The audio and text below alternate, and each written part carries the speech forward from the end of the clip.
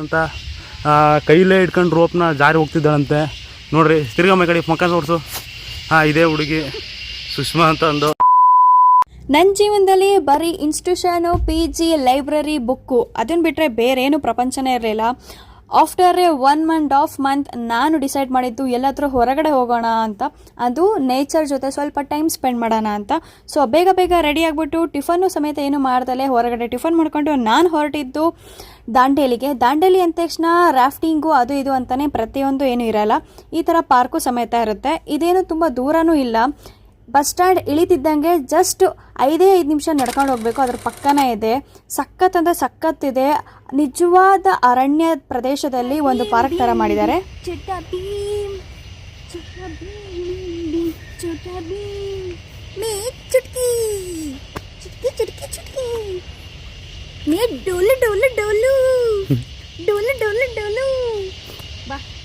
ಈ ಪಾರ್ಕ್ ಒಳಗೆ Disney land ಸಮೇತ ಇದೆ.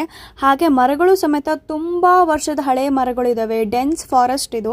ಆ್ಯಕ್ಚುಲಿ ತುಂಬ ಚೆನ್ನಾಗಿದೆ. ಪ್ರಶಾಂತವಾದ ವಾತಾವರಣ, ತಾಜಾ ಗಾಳಿ.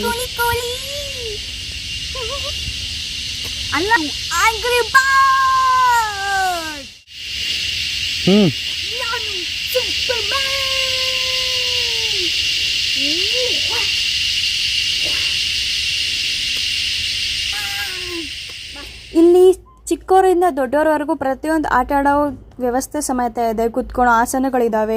ತುಂಬ ವೆಲ್ ಮೇಂಟೈನ್ ಮಾಡಿದ್ದಾರೆ. ನನಗಂತೂ ಸಖತ್ ಇಷ್ಟ ಆಯಿತು.